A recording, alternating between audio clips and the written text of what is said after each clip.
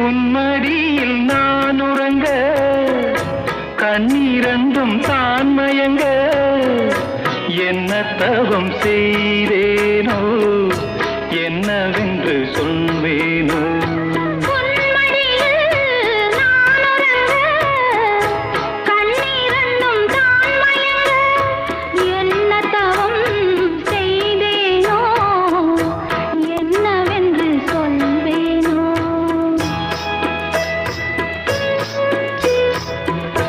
ஏழ் பிறப்பும் இணைந்திருக்கும்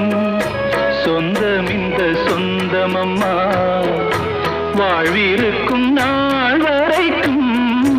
தஞ்சமுந்தன் நெஞ்சமம்மா